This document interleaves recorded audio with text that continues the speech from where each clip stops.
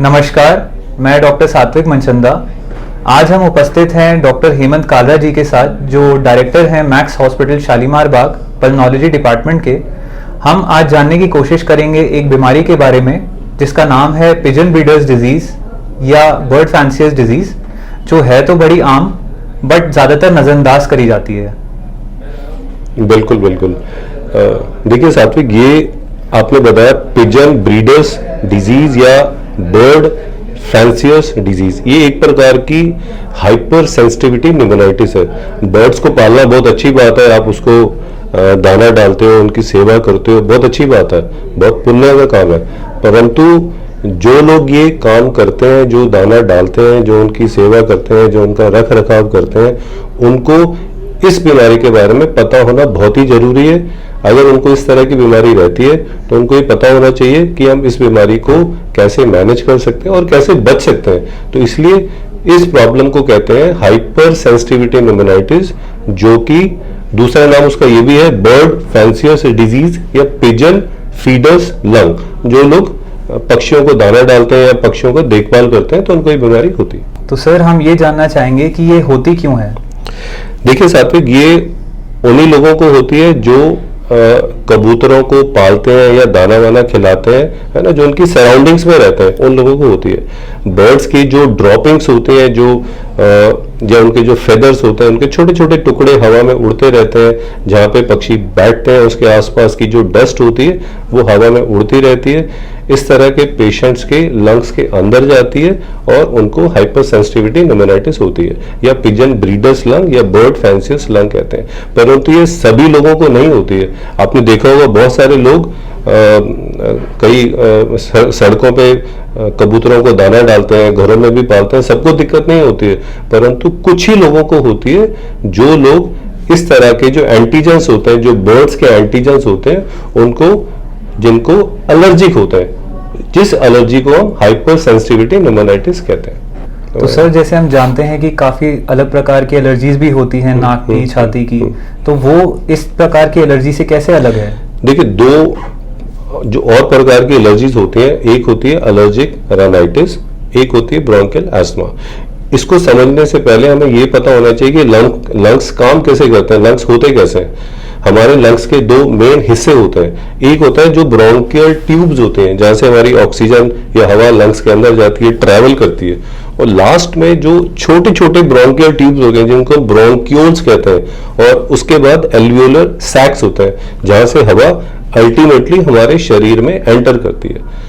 तो bronchial asthma में जो लंग्स की जो ब्रोंकियल ट्यूब्स होते हैं, ब्रोंकियल ट्यूब्स होते हैं, ब्रोंकाई होते हैं, उसमें एलर्जिक रिएक्शन होता है, जिसको हम ब्रोंकियल अस्थमा कहते हैं। परंतु हाइपर सेंसिटिविटी निमोनाइटिस में जो लंग्स की जो बिल्कुल कॉर्नर में जो लास्ट में छोटे छोटे ब्रोंक्यूल्स होते हैं, जिनको रेस्पिरेटरी ब्रोंक्यूल्स या एल्वियोलर सैक्स कहते हैं, उनकी इन्वॉल्वमेंट होती है। तो ये बेसिक दोनों का डिफरेंस। तो सर, ये जो हम एलर्जी की बात कर रहे हैं, तो वो क्या केवल पिजन से ही होती है और भी कोई इसके कारण है। नहीं, हाइपर सेंसिटिविटी निमोनाइटिस के 300 से भी ज्यादा प्रकार की हो सकती है।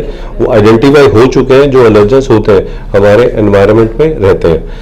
और पिजन के अलावा या बाकी बर्ड्स के अलावा और भी बहुत सारे एलर्जेंस होते हैं, जैसे घरों में कई बार सीलन होती है, वहाँ पे फफूंदी मिलती है।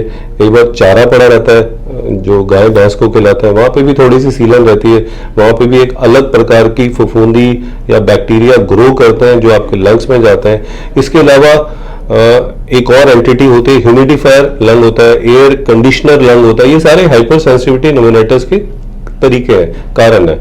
इसके अलावा और केमिकल्स होते हैं, और ज्यादा ना ऑर्गेनिक केमिकल्स होते हैं, जो जहाँ फैक्ट्रीज होते हैं या ये सारे काम होते हैं, तो वहाँ पे भी हाइपर सेंसिटिविटी निमोनाइटिस हो सकता है। परंतु हम उन चीजों को अवॉइड करना थोड़ा सा मुश्किल होता है। एक पिजन ब्रीडर्स लंग है, जो बर्ड फैंसियर्स लंग है, जो अगर हमें पता होगा तो हम उसको जल्दी से जल्दी मैनेज कर सकते हैं, इसलिए आज हम इसके बारे में बात कर रहे हैं। तो सर, ऐसे कौन से लक्षण हैं जो पेशेंट को नजरअंदाज नहीं करने चाहिए। देखिए, अगर कोई भी रेस्पिरेटरी पेशेंट आता है, सबसे पहले तो इसके जो सिम्टम्स होते हैं वो नॉन स्पेसिफिक होते हैं। किसी भी पेशेंट को जो रेस्पिरेटरी सिम्टम्स होते हैं, जैसे खांसी, जुकाम, बलगम, फीवर आना, हल्का फीवर आना, तेज फीवर आना, सांस फूलना, ये सारे रेस्पिरेटरी सिम्टम है। वो किसी भी बीमारी में हो सकते हैं, चाहे वो ब्रोंकियल अस्थमा हो, चाहे सीओपीडी हो, चाहे आईएलडीज हो, सब में। परंतु अगर ये सिम्टम्स आ रहे हैं और पेशेंट का एक्सपोजर की हिस्ट्री है, पेशेंट कहते हैं यार मैं कबूतरों को दाना डालता हूँ, कबूतरों का रख रखाव करता हूँ, मेरे घर में कबूतर हैं, बाकी पक्षी हैं, और अगर ये सिम्टम्स आते हैं तो क्लिनिकल सस्पिशन बहुत ज्यादा होता है कि पेशेंट को पिजन ब्रीडर्स लंग है या बर्ड फैंसियस लंग हो सकता है। तो सर इसमें ऐसी कौन सी जांचें ज़्यादातर अगर पेशेंट के डॉक्टर के पास जाए तो ऐसी कौन सी जांचें डॉक्टर द्वारा करी जाती हैं ताकि इस बीमारी के बारे में और पता चल पाए? सबसे पहले तो क्लिनिकल हिस्ट्री होती है। पेशेंट को सिम्टम्स आना, रेस्पिरेटरी सिम्टम्स सारे कॉमन होते हैं, मैंने बताया आपको। कोई भी पेशेंट को अगर ये सिम्टम्स आ रहे हैं और पेशेंट की किसी भी प्रकार की हिस्ट्री होती है, चाहे वो दाना डालते हैं कबूतर को, आजकल बहुत डालते हैं लोगों, आपने देखा होगा रोड्स पे कॉर्नर पे बहुत लोग कबूतरों का दाना डालते हैं, और कई बार घर में पालते भी हैं, किसी के घर में कबूतर होते हैं वहां पे बहुत जाते हैं, है ना। कई लोग रख रखाव करते हैं पक्षियों का। अगर ऐसी कोई भी हिस्ट्री है और पेशेंट को साथ में सिम्टम्स है, तो सबसे पहले ये बीमारी को डायग्नोज करने में हमें हेल्प मिलती है। सर हम ये भी जानना चाहेंगे कि पेशेंट डॉक्टर के पास किस तरीके से आता है? देखिए इसके 2-3 तरह की प्रेजेंटेशंस होते हैं। मोटे मोटे तौर पे एक होती है एक्यूट प्रेजेंटेशन, एक होती है क्रॉनिक प्रेजेंटेशन। एक्यूट प्रेजेंटेशन में जो एक्सपोजर होता है वो बहुत ज्यादा मात्रा में होता है, बहुत ज्यादा एंटीजेंस का एक्सपोजर होता है। जब भी ऐसा होता है तो नॉर्मली 3 या 4 घंटे के बाद, कुछ घंटों के बाद पेशेंट को खांसी, सांस लेने में दिक्कत, जुकाम, हाई ग्रेड फीवर और सांस लेने में दिक्कत होनी शुरू हो जाती है। ये तो होती है एक्यूट हाइपर सेंसिटिविटी न्यूमोनाइटिस। और दूसरी होती है क्रॉनिक हाइपर सेंसिटिविटी न्यूमोनाइटिस। उसमें क्रॉनिक एक्सपोजर होता है, थोड़ा थोड़ा एक्सपोजर होगा, डेली थोड़ा थोड़ा एक्सपोजर होगा। जैसे आप आज गए, थोड़ा सा दाना डाला, बहुत सारे कबूतर आपके साथ बैठे हुए हैं, थोड़ा बहुत खांसी होगी, आप घर पे आ गए, वापस आ गए, फिर आप अगले दिन गए, फिर तीसरे दिन गए, धीरे धीरे थोड़ा थोड़ा एक्सपोजर होता है। तो ये लंबे टाइम तक जब एक्सपोजर चलता रहता है और जो बीमारी होती है जैसे खांसी, जुकाम, बलगम, सांस लेने में दिक्कत, तो उसको हम कहते हैं chronic hyper sensitivity pneumonitis. Sir हम ये जानना चाहेंगे कि क्या पेशेंट को इस बीमारी से डरना चाहिए, घबराना चाहिए, या फिर इसका इलाज संभव है? देखिए इसके बारे में अवेयरनेस होना बहुत जरूरी है। पहली बात तो ये बहुत लोगों को पता ही नहीं होता कि बीमारी है भी सही, और बहुत सारे डॉक्टर्स को भी नहीं पता रहता। परंतु आजकल बहुत ज्यादा अवेयरनेस होनी शुरू हो गई है। न्यूज़पेपर्स में भी बहुत कटिंग्स आती हैं, मीडिया में भी बहुत चलता है ना। और आप देखते भी हो कि बहुत सारे लोग दाना वाना खिलाते रहते हैं, उनको पता ही नहीं होता कि कई बार खांसी होती है, सांस फूल रहा होता है, उसको नॉर्मल लेके चलते हैं। तो सबसे पहले इसके बारे में अवेयरनेस होना बहुत जरूरी है। पैनिक करने की जरूरत नहीं होती, बिकॉज जो एक्यूट हाइपर सेंसिटिविटी न्यूमोनाइटिस है बिल्कुल रिवर्सिबल है, एकदम ठीक हो जाती है। अगर आपको पता है यार मेरे को वो उसको एक्सपोजर होने से मुझे दिक्कत होती है, आप पहली बार गए, 4 या 5 घंटे के बाद आपको खांसी, जुकाम, बलगम होना शुरू हो गया, आप घर चले गए, फिर आप दोबारा एक्सपोजर हुआ, फिर हुआ, तो ये दिमाग में आ जाता है। जब भी मैं कबूतरों के पास जाता हूँ या बर्ड्स को खाना वाना खिलाता हूँ या दाना डालता हूँ, तो मुझे दिक्कत होती है कुछ घंटे के बाद, तो इसको एक्यूट हाइपर सेंसिटिविटी न्यूमोनाइटिस कहा जाता है। सबसे बढ़िया इलाज होता है और जो सबसे सटीक इलाज होता है, आप तुरंत ऐसी जगह से दूर चले जाइए या कबूतरों को अपने से दूर कर दीजिए, दाना डालना बंद कर दीजिए, आप ठीक हो जाएंगे। परंतु जो क्रॉनिक हाइपर सेंसिटिविटी न्यूमोनाइटिस है, वो मैंने आपको बताया थोड़ा थोड़ा एक्सपोजर होता है, डेली होता है, थोड़ा थोड़ा होता रहता है और बहुत लंबे टाइम तक होता है। तो उसमें जो सिम्टम्स होते हैं वो बहुत हल्के हल्के होते हैं। शुरू शुरू में थोड़ा थोड़ा खांसी होगा, थोड़ा थोड़ा सांस फूलेगा, पेशेंट उसको इग्नोर भी कर देते हैं, परंतु वो धीरे धीरे धीरे आगे चल के लंग्स में स्कारिंग होनी शुरू हो जाती है और वो आगे चल के दिक्कत करती है। सर इस बीमारी के लिए क्या क्या जांचें कराई जा सकती हैं? देखिए सबसे पहले तो हिस्ट्री बड़ी इंपॉर्टेंट होती है। कोई भी पेशेंट अगर रेस्पिरेटरी सिम्टम्स लेके आता है, चाहे वो एक्यूट ऑनसेट है जो एकदम होता है या क्रॉनिक है धीरे धीरे होता रहता है, तो हिस्ट्री बड़ी इंपॉर्टेंट होती है। डॉक्टर की ड्यूटी है कि हिस्ट्री अच्छे तरीके से ले और कहीं ना कहीं उसको एक्सपोजर की हिस्ट्री जरूर मिल जाती है। या तो बर्ड्स को खाना खिलाते हैं या बर्ड्स की देखभाल करते हैं या कहीं ना कहीं एक्सपोजर की हिस्ट्री जरूर होती है। अगर ये प्रूव हो जाता है कि पेशेंट बर्ड्स को दाना खिलाता है या उसका एक्सपोजर होता है, ये सिम्टम्स आ रहे हैं, तो क्लिनिकल सस्पिशन बहुत ज्यादा होता है कि पेशेंट को हाइपर सेंसिटिविटी न्यूमोनाइटिस है। इसके बाद हम पेशेंट का एक्सरे करा सकते हैं। एक्सरे में भी काफ़ी कुछ पता चल जाता है, पर एक्सरे कई बार बिल्कुल नॉर्मल रहता है शुरू के इनिशियल स्टेजेस में। तो सबसे जो बेहतरीन जांच होती है इसकी, जो बहुत अच्छी होती है, जिसमें हम उसमें 100% होता है कि हम पता लगा ही लेते हैं, वो होता है हाई रिजोल्यूशन सीटी स्कैन, है ना। सीटी स्कैन लंग्स का होता है, उसमें कुछ टिपिकल फीचर्स ऐसे होते हैं जिसको हम देख के 100% हम कह सकते हैं इस पेशेंट को हाइपर सेंसिटिविटी न्यूमोनाइटिस ही, और कुछ भी हो ही नहीं सकता। तो सीटी स्कैन बहुत ही इंपॉर्टेंट होता है। अगर क्लिनिकल हिस्ट्री है या एक्सरे में भी कुछ सजेशन है, हर बार ऐसा नहीं होता कि पेशेंट आया या हम फटाफट सीटी स्कैन करा देंगे। जहाँ पे क्लिनिकल सस्पिशन है, एक्सरे में कुछ फाइंडिंग्स है, तो फिर हम सीटी स्कैन कराना चाहिए। सर, इसमें कोई खून की जांचें भी कराई जा सकती हैं? हाँ, इसमें एंटीबॉडीज भी चेक करी जाती हैं, पर वो उनका बहुत ज़्यादा यूज नहीं रहता।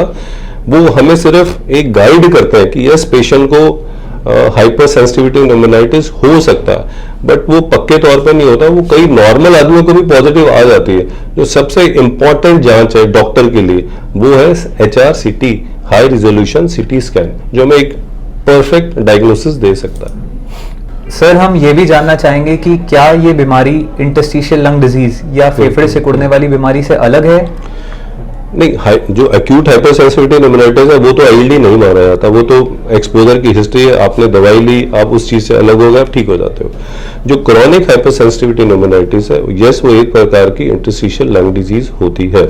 हमारे देश में जो सबसे ज्यादा कॉमन इंटरस्टिशियल लंग डिजीज है, उसमें सबसे ऊपर हाइपर सेंसिटिविटी न्यूमोनाइटिस ही माना जाता है। और अगर आप इसका जल्दी डायग्नोज कर लेते हो तो और ट्रीटमेंट जल्दी से शुरू करते हो, तो इसको बहुत हद तक ठीक भी किया जा सकता है।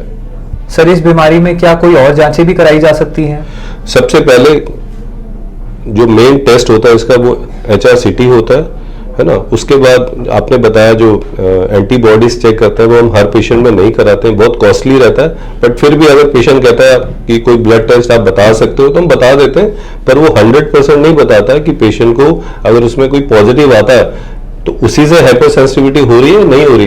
वो नॉर्मल आदमी में भी पॉजिटिव आ सकता है। उसके बाद जैसे जैसे बीमारी बढ़ती है, आप और भी बड़े सारे टेस्ट करा सकते हो। पल्मोनरी फंक्शन टेस्ट होता है ना, PFT कहते हैं। उससे हमें लंग्स की ताकत का पता चलता है। ये पता चलता है कि लंग्स हमारे कितना अच्छा काम कर रहे हैं, उनकी कैपेसिटी कितनी है। उसके बाद अगर बीमारी और ज्यादा बढ़ती है तो हम आर्टीरियल ब्लड गैसेस कर सकते हैं, ABG टेस्ट करते हैं। उससे पता चलता है कि हमारा ऑक्सीजन का लेवल शरीर में कितना है, कम हो रहा है तो हम उसके हिसाब से फिर या तो ऑक्सीजन थेरेपी देते हैं या और दवाइयाँ शुरू करते हैं। और टेस्ट होते हैं जो फर्दर एडवांस टेस्ट होते हैं, जैसे हम बायोप्सी करते हैं। कई बार बायोप्सी में ब्रोंकोस्कोपिक बायोप्सी करते हैं, या उसमें से अंदर से सैंपल ले लेते हैं, लवाज ले लेते हैं। ये सारे टेस्ट होते हैं। कभी कभी अगर कुछ भी डायग्नोसिस नहीं बन रहा तो कई बार लंग बायोप्सी पे भी डायग्नोसिस बनता है। परंतु मैंने देखा है कि 90% केसेस में तो हम लोग HRCT को देख के ही डायग्नोज कर लेते हैं, हमें और कोई टेस्ट की जरूरत नहीं पड़ती। सर, इस बीमारी में क्या क्या इलाज संभव है? सबसे बढ़िया इलाज होता है, जिस चीज से आपको दिक्कत है आप उस चीज से दूर हो जाओ, हट जाओ, या उस चीज को अपने से दूर कर दो। तो अगर आपका एक्सपोजर कम हो जाता है या बंद हो जाता है, खत्म हो जाता है, तो सबसे बढ़िया इलाज तो यही है भाई, जिस चीज से एलर्जी है आप उसको अवॉइड करो। अब अगर आप अवॉइड नहीं कर सकते किसी वजह से, या आपका एक्सपोजर बहुत लंबे टाइम से चल रहा है और आपको क्रॉनिक हाइपरसेंसिटिविटी न्यूमोनाइटिस हो गई है, तो इसका जो सबसे बढ़िया इलाज होता है वो ओरल कॉर्टिकोस्टेरॉइड्स होते हैं ना। स्टेरॉइड दिए जाते हैं ताकि जो इतनी इन्फ्लेमेशन होती है उसको जल्दी से जल्दी कंट्रोल किया जा सके। और उसके बाद और भी बहुत सारी दवाइयाँ आती हैं, इम्यूनो सप्रेसेंट ड्रग्स आते हैं। और अगर बीमारी बढ़ती है, स्कारिंग बहुत ज़्यादा शुरू हो जाती है, तो हम एंटी फाइब्रोटिक ड्रग्स भी दे सकते हैं, जिसमें 2 ड्रग्स आते हैं। एक होती है निल्टेडानिब और दूसरी होती है परफेनिडॉन आती है।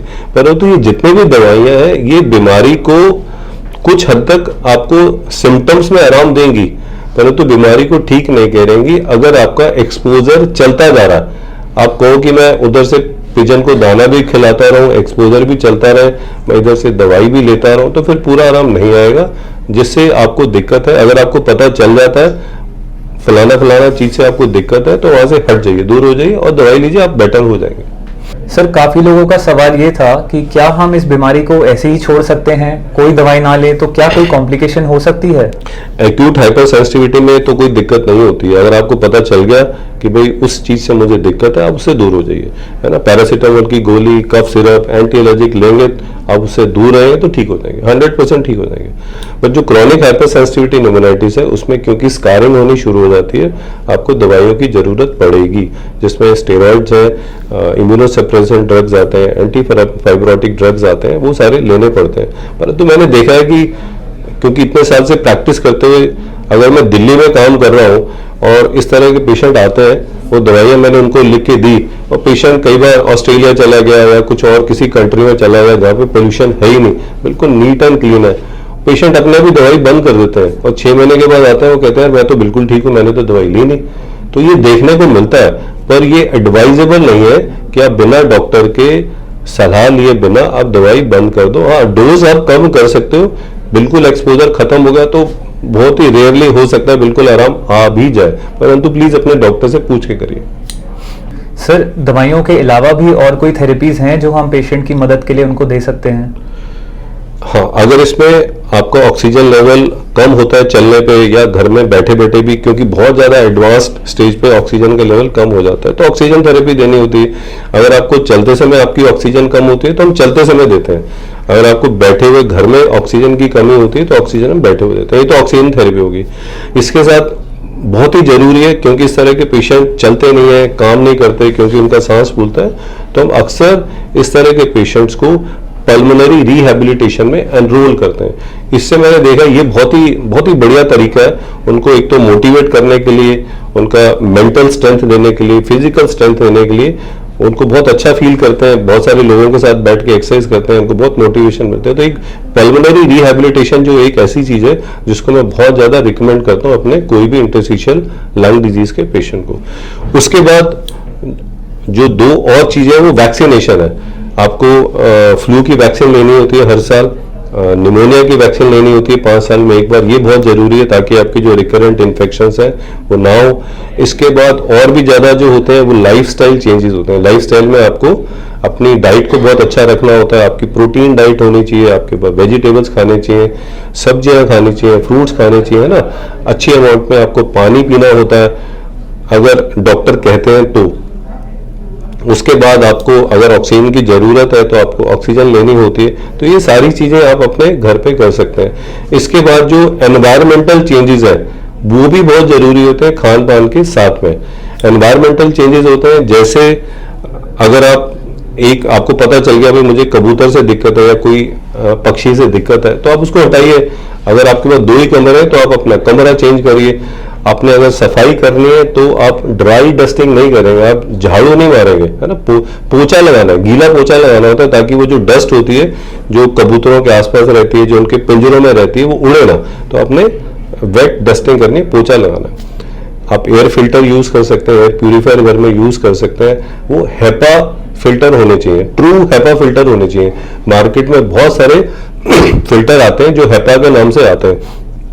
आपको ट्रू हेपा फिल्टर यूज करना चाहिए ताकि वो जो छोटे छोटे पार्टिकल्स होते हैं कबूतरों के या पक्षियों के वो उसको सारा उसको फिल्टर कर ले। तो एयर प्यूरिफायर हो गया, आपको वैक्सीन हो गया, डाइट हो गया, पल्मोनरी रिहैबिलिटेशन हो गया, ये सारी चीजें आपको बहुत हेल्प करती हैं इस तरह के पेशेंट्स को मैनेज करने में। उसके बाद बहुत जरूरी है इस तरह के पेशेंट में साइकोलॉजिकल सपोर्ट, मेंटल सपोर्ट बहुत जरूरी है, क्योंकि पेशेंट बहुत टाइम तक परेशान रहते हैं, उनको दवाइयां लेते रहते हैं। कई बार पेशेंट ऑक्सीजन पे भी आ जाते हैं, ऑक्सीजन लेने की जरूरत पड़ती है। तो उनको मेंटल सपोर्ट, फैमिली सपोर्ट ये बहुत जरूरी होता है। वो हम सब कुछ अगर हम पल्मोनरी रिहैबिलिटेशन में किसी पेशेंट को एनरोल करते हैं, वहां पे उनको डाइट बताई जाती है, उनको एक्सरसाइज बताई जाती है, उनको मोटिवेट किया जाता है, उनको दवाई लेने का तरीका बताया जाता है और किन चीजों से बचना है, क्या खाना है, क्या वैक्सीन लगनी है, सब कुछ रिहैब में हमारे आ जाता है। तो इसलिए रिहैब बहुत जरूरी है किसी भी क्रॉनिक रेस्पिरेटरी पेशेंट के लिए। तो सर अगर हम समराइज करने की कोशिश करें पेशेंट्स के लिए तो क्या हम जानकारी देना चाहेंगे? सबसे पहले अवेयरनेस बहुत जरूरी है, क्योंकि ये प्रॉब्लम सभी लोगों को नहीं होती है। मैं कभी भी ये नहीं कहूंगा कि आप पक्षियों को दाना डालना बंद कर दीजिए, उनकी सेवा करना बंद कर दीजिए।